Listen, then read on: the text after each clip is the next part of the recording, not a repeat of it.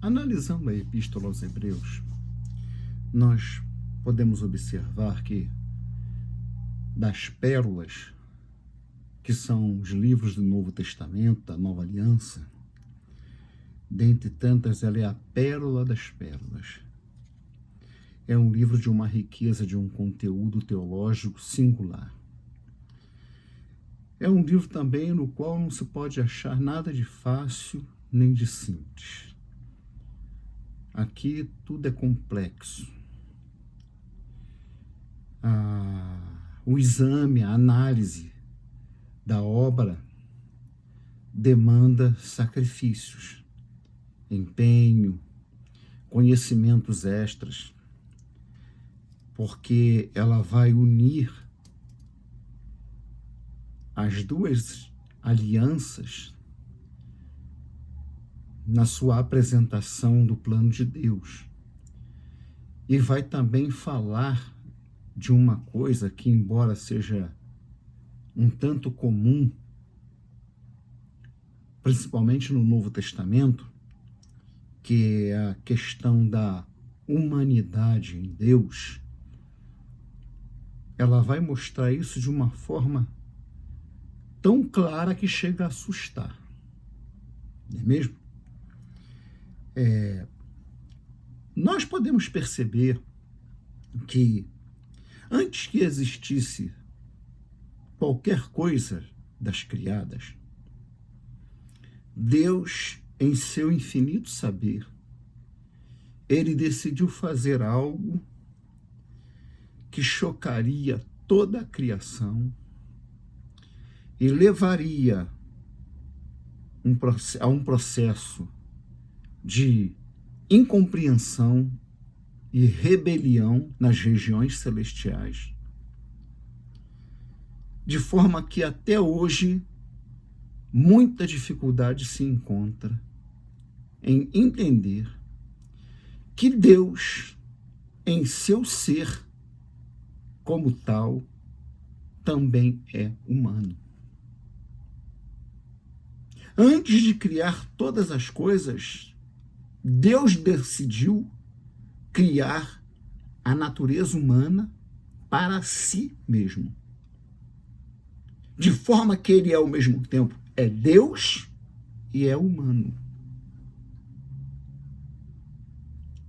Começa-se, assim, a abrir o caminho da compreensão de por que ao olhar na antiga aliança, se ver tanta manifestação chamada de teofânica, ou seja, Deus em forma humana aparece a algumas pessoas, não muitas. E também lá no livro de Revelações, no livro de Apocalipse, depois que João é apresentado ao livro dos livros, o livro da criação, o livro em que tudo que começa e que termina e como termina está escrito nele, e ele está fechado, está selado, e não se encontra ninguém na criação que pudesse abrir aqueles selos, e João entra em um desespero muito grande, ele chora. E então um dos anciãos chega para ele: não chores, eis aqui o Cordeiro de Deus, que tem o poder de abrir os selos e assim tomar para si o livro. E diz o texto que João viu como que um cordeiro imolado, um cordeiro com a marca da degola no pescoço. E ele sai, ele está e ele se manifesta a João vindo de um lugar onde só poderia estar um ser, Deus. Então essa tipologia de cordeiro, se referindo ao humano, que João, como apóstolo, conhecia bem, pois ele foi apóstolo, discípulo do Cordeiro de Deus, Yeshua, e ele viu o cordeiro ser imolado, então aquela tipologia ali estava clara para ele. Na Epístola aos Hebreus, nós também vamos encontrar declarações, reportando inclusive ao Antigo Testamento, sobre a natureza divina associada à natureza humana de Deus. Normalmente na teologia, ou os teólogos estão dizer a natureza humana em Deus. Mas eu me atrevo a dizer a natureza humana de Deus. É importante lembrar, para que não se confunda, o humano em Deus com o humano aqui. Então eu quero compartilhar alguns versículos da Epístola aos Hebreus, no capítulo 3. Eu estarei lendo na tradução da Bíblia de Jerusalém, que diz assim: a superioridade do Mashiach sobre Moisés. Assim, meus santos irmãos e companheiros da vocação celeste, considerai atentamente Yeshua, o apóstolo e sumo sacerdote da nossa profissão de fé. É fiel a quem o constituiu, como também o foi Moisés em toda a sua casa. Ele foi, de fato, considerado digno de maior honra do que Moisés, pois o arquiteto tem mais honra do que a própria casa. Toda casa, com efeito, tem o seu arquiteto, mas o arquiteto de tudo é Deus. Aqui é muito importante a gente abrir um parêntese para ver a formação frasal e a pontuação, porque em outras traduções diz a mesma coisa, mas podendo dar a entender uma coisa um pouco diferente. Quem fez todas as coisas é Deus. Pode-se entender que aquele que usou alguém para fazer todas as coisas é Deus. Mas aqui não, ele diz, mas o arquiteto de tudo é Deus, ou seja, o próprio Deus é o arquiteto e construtor. É ele que planeja e é ele que faz a obra, é ele que vira a massa, é ele que amarra a ferragem, para usar uma linguagem mais compreensível. É ele que cava as fundações. É ele. Ora, Moisés era fiel em toda a casa, como servo, para ser testemunha das coisas que deveriam ser ditas. O Mashiach, porém, na qualidade de filho, está acima de sua casa. Esta casa somos nós. Se mantivermos a confiança e o motivo altaneiro da esperança. Então, nós vemos aqui, já nesta passagem, a associação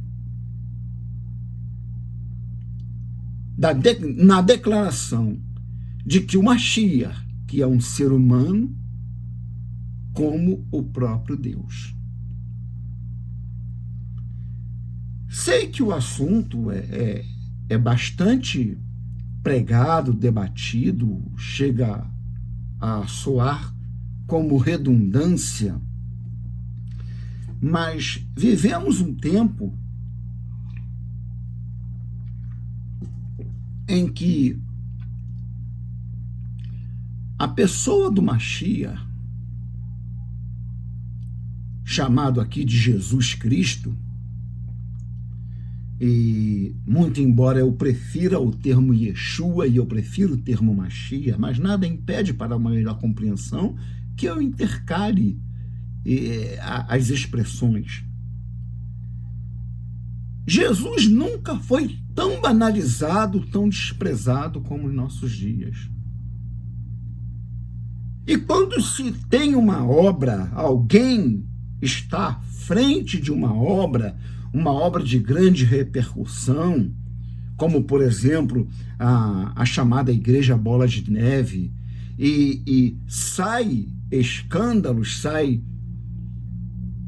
problemas, isso reflete sobre o nome do Mashiach, isso reflete sobre o nome do Senhor Jesus Cristo.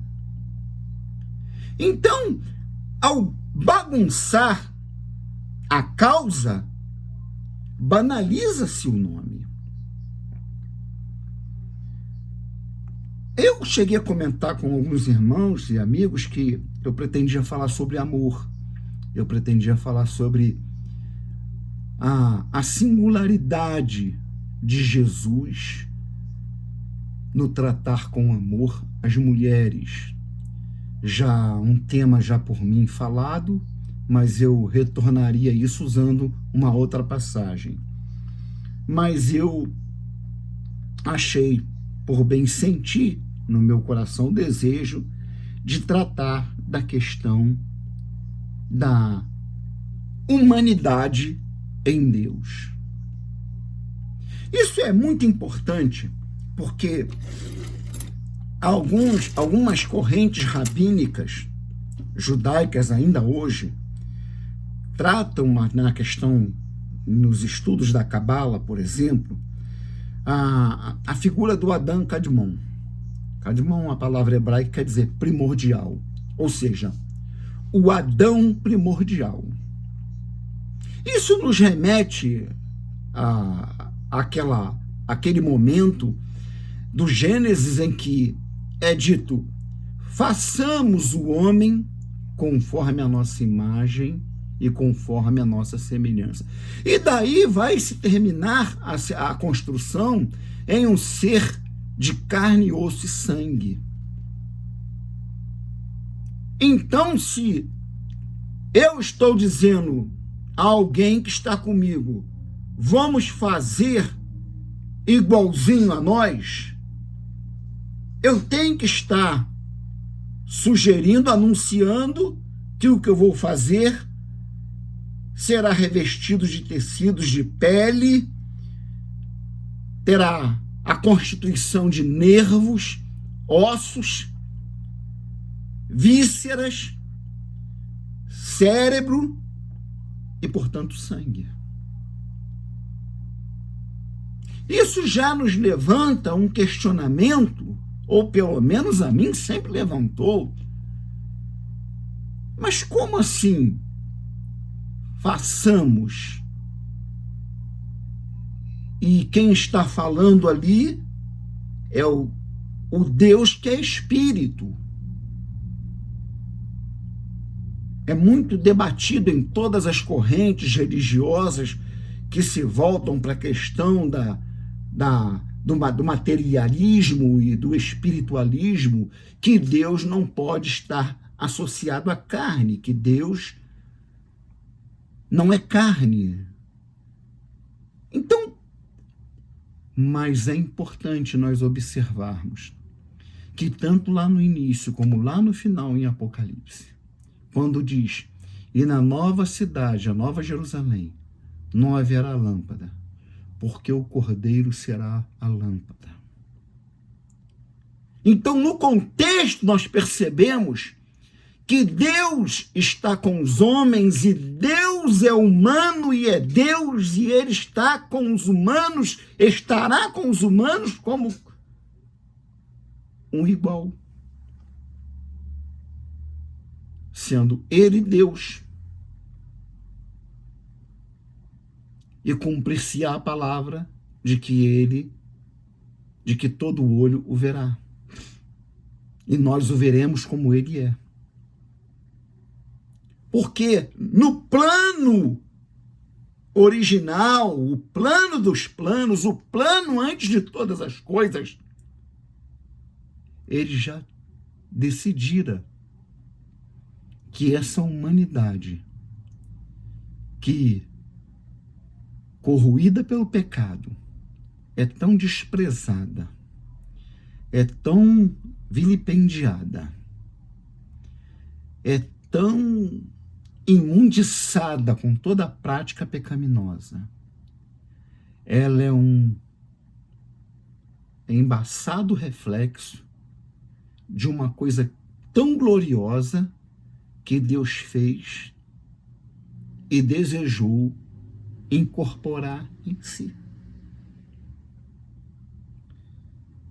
Nós podemos observar que o autor aqui, na minha humilde opinião, o apóstolo Paulo, pois a carta, ela tem aspectos diferentes de todos os outros livros das Escrituras Sagradas.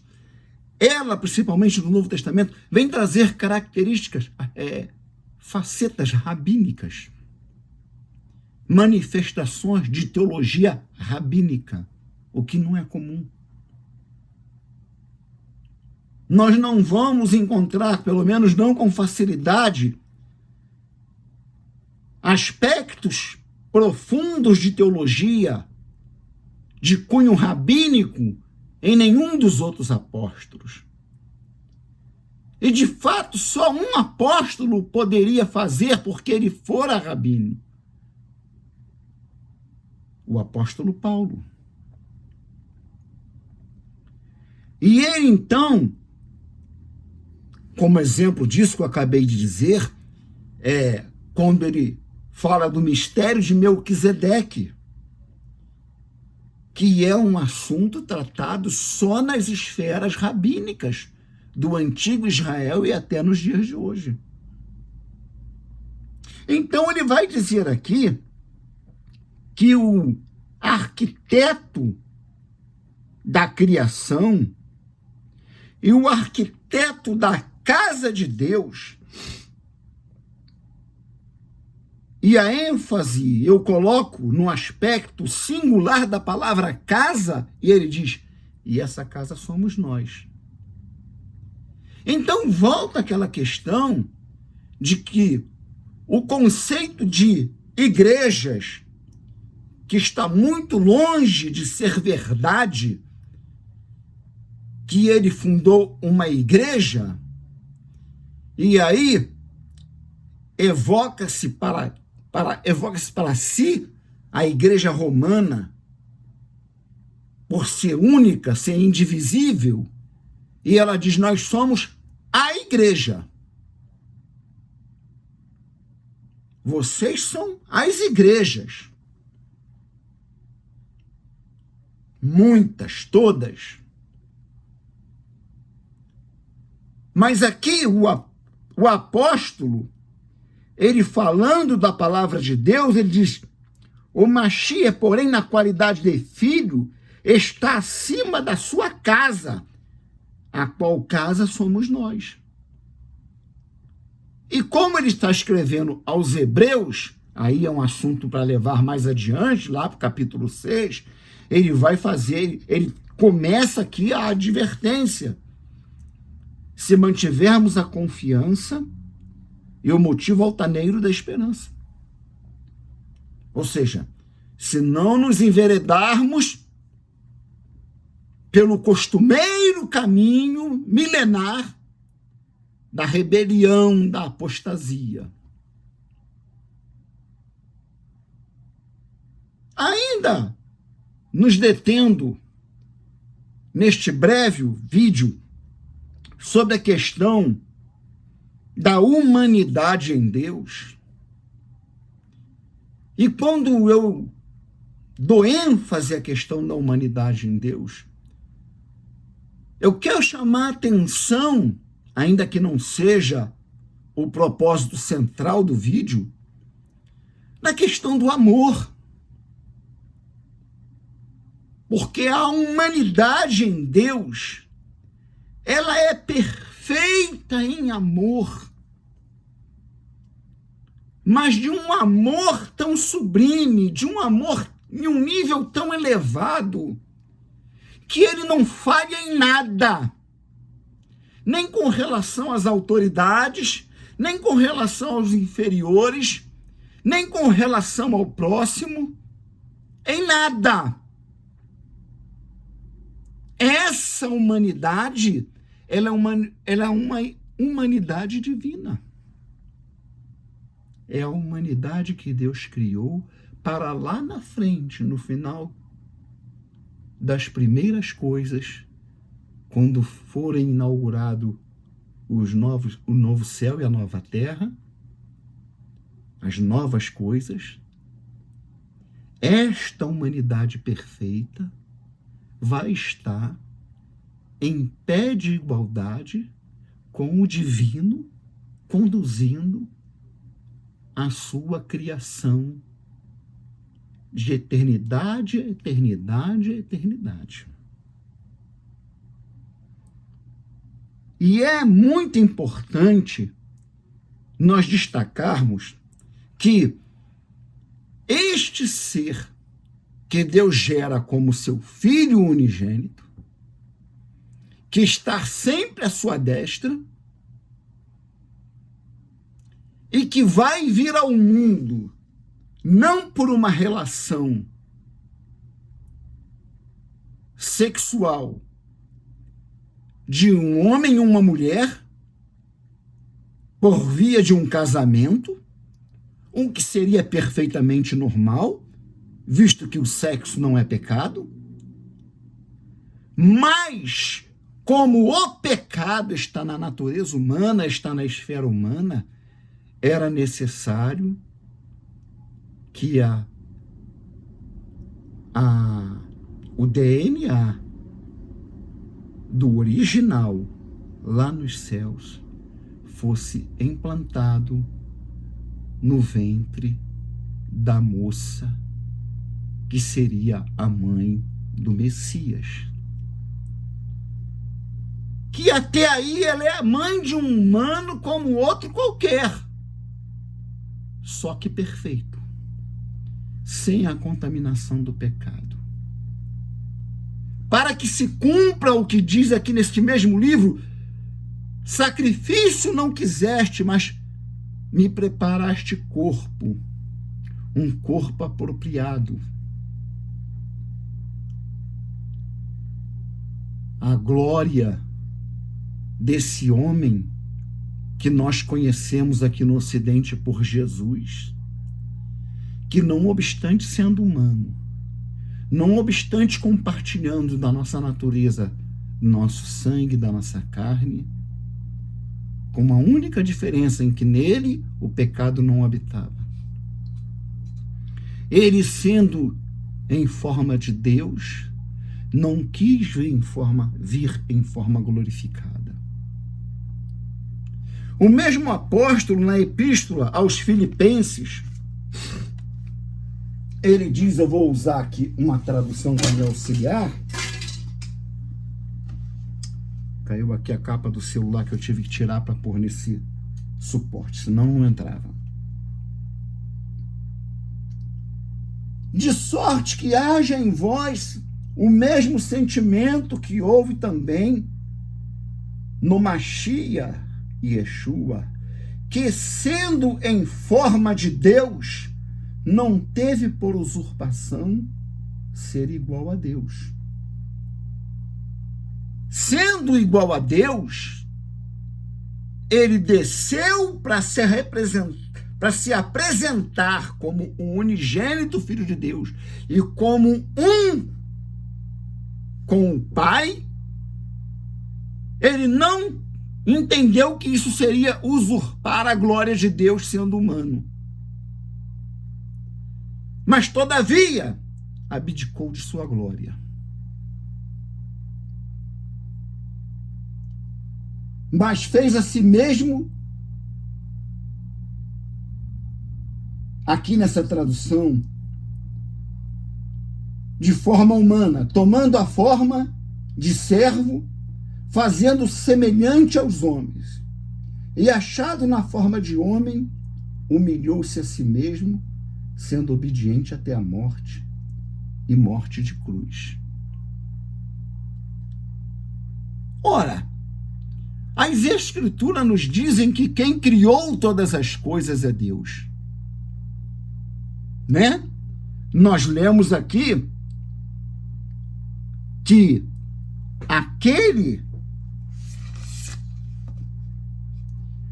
mas o arquiteto de tudo, o construtor de tudo, é Deus.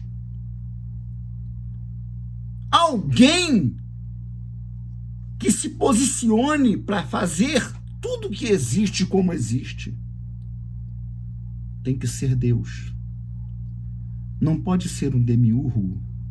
Não pode ser um semideus. Não pode ser um ser celestial de sexta, sétima ou nona grandeza.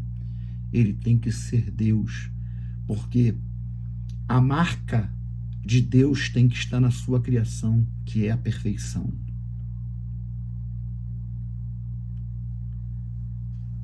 Na epístola aos Colossenses,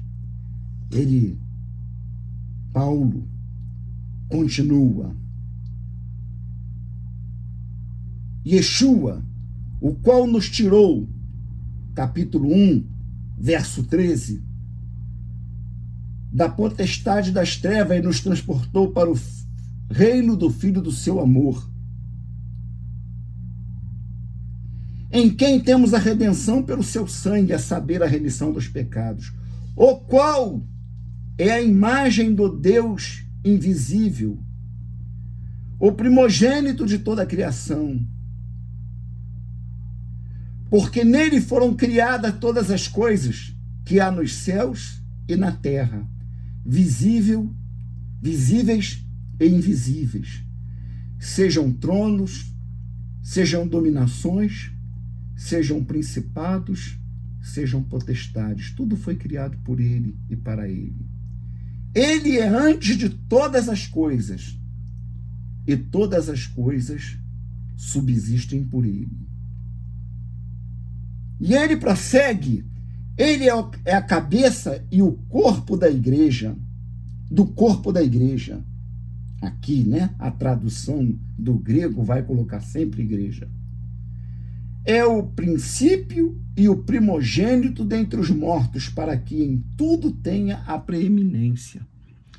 Ora, nós então vemos que na teologia de Paulo, assim nessas epístolas, e que eu encontro muita singularidade frasal e de expressões teológicas e teocêntricas em Hebreus,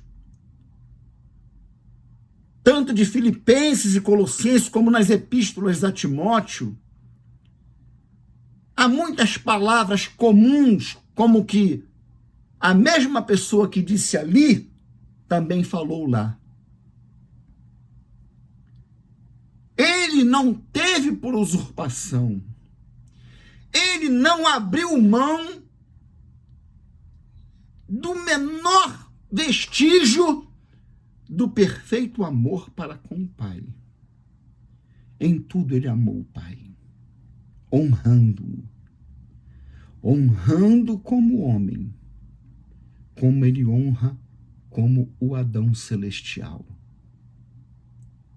Aquele que por fim será a matriz com a qual toda a criação será comparada para a avaliação de redenção ou de destruição eterna. Ele é o padrão. Ele é o padrão.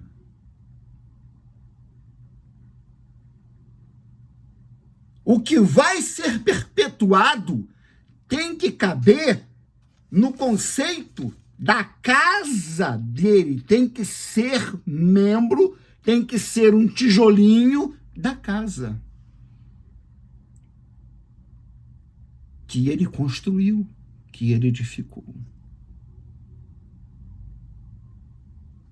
A relevância destas palavras que eu estou dizendo aqui está em vermos um momento em que nunca se viu a chamada cristandade como se costuma dizer. Pessoas que professam a fé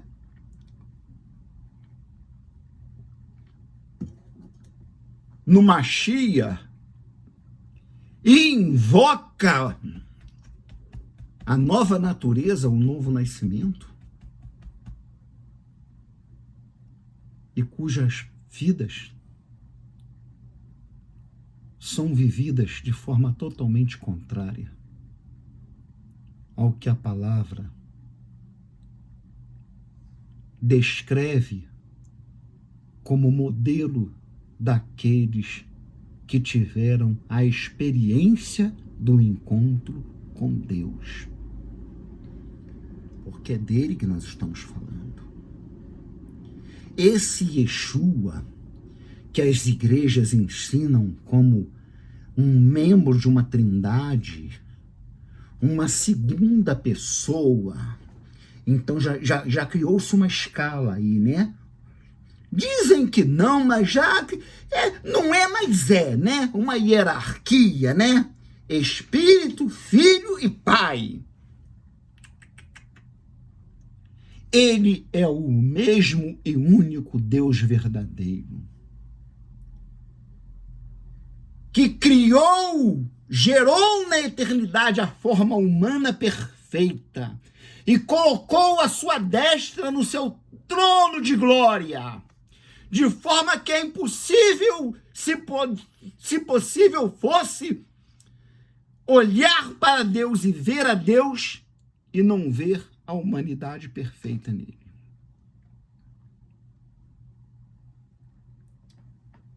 E nós olhamos perplexos para os chamados crentes, os chamados evangélicos, aqueles que citam a palavra de Deus, citam a Bíblia. Eu sei do que estou falando porque estou vivendo na minha pele, mas vejo por toda parte. Vejo por toda parte. Alguém em algum lugar poderia dizer, mas essas coisas acontecem com Enoque porque ele é um cara polêmico, né? Ele é um cara que tem aquelas ideias. Eu ontem assistia no YouTube um trechinho de um programa do falecido Jô Soares, em que ele entrevista o Enéas, né? Enéas, era Enéas o nome dele. Ou é Enéas o nome dele. E o Jô pergunta para ele, chamam você como é que é a expressão? Extremista, extremista, ditador. O Enéas falou assim para ele, toda pessoa que tem convicções, conhecimento, sabe o que diz e afirma com confiança o que pensa e o que diz, vai ser chamado de ditador, extremista, de extrema direita, disso, daquilo, outro. Isso eu vivo muito isso. Eu vivo muito isso. Eu já fiz aqui nos vídeos desafios e falei, olha, você pensa diferente de mim? Poxa, vamos conversar. Eu não tenho condições de me dispor para ir à sua casa, mas você pode vir à minha, vai ser bem recebido e aqui não vai faltar nada que te possa ser usado, ser útil para provar para mim que eu estou errado. Bíblias, ferramentas. Porque afirmar que no final da conta, quando nós formos ter com Deus, nós vamos ter com o Yeshua HaMashiach, nós vamos ter com o Yeshua, o homem que foi levado à cruz do Calvário, é ele que vai terminar todas as coisas, ele vai julgar todos os principados e todas as potestades, e ele vai chamar o seu rebanho, a sua grei, e vai colocar como uma espécie de júri ao seu redor, e a palavra de Deus diz que nós vamos julgar o mundo e os anjos, e ele vai nos incumbir de uma autoridade reveste de um poder e como um igual, ele vai estar conosco em mesmo pé de igualdade, nos colocando em mesmo pé de igualdade com ele, para que possamos julgar com precisão, com retidão, todos os rebelados. Judas fala que tem seres poderosíssimos no Tártaro. É uma prisão do Sheol, e que o Hades grego também retrata esta.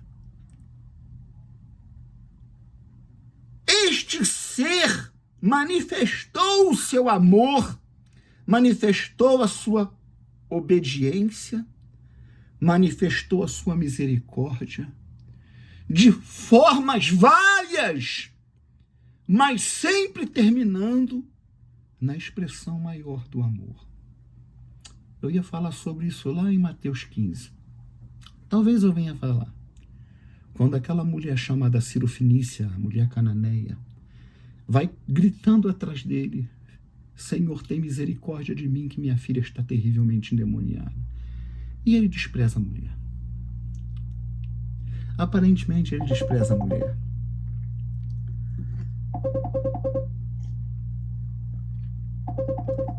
Acontece que ele não está desprezando a mulher. Ele não está desprezando a mulher. Ele está criando um ambiente para que o auditório que está em torno dele contemple a grandeza do espírito daquela mulher. Grandeza com a qual, e só com a qual, se alcança a misericórdia de Deus. O Deus que se fez carne, que é arquiteto de todas as coisas, que criou todas as coisas, que te fez. E se você é salvo, ele te salvou. E se você ainda não teve uma experiência, um encontro, clame, invoque a ele. Quem sabe o seu nome está entre os eleitos. Há muitos eleitos, mas cada um tem a sua hora. Ele é o cabeça. Deus não vai vir como uma glória incontemplável, como uma luz que vai repelir as estrelas de sua presença. Não. É o homem que andou entre nós. Porque Deus se fez carne e habitou entre nós. Está dito. E é com ele que todos, humanos ou celestiais, de nona grandeza, ou pior dos miseráveis, terá que tratar olho a olho. Que possamos atentar para isso. Eu não sei ainda se eu vou voltar a falar na Epístola aos Hebreus. Mas aqui nós podemos perceber a grandeza aqui, digo eu, não nessa passagem, mas nessa epístola, a grandeza da revelação de Deus. E nessa epístola, muitos mistérios são abordados. Muita revelação é trazida à luz. Que Deus abençoe e que possamos atentar para o fato de que o Deus que se fez carne se fez para também nos dar o exemplo, nos ensinar. E nós não estamos seguindo o exemplo. Nós não estamos aprendendo. Nós não estamos lendo na cartilha de Deus. estão fazendo tudo errado. E precisamos atentar a tempo para os nossos atos, para aquilo que fazemos e muitas das vezes para o que deixamos de fazer. Shalom, que Deus abençoe.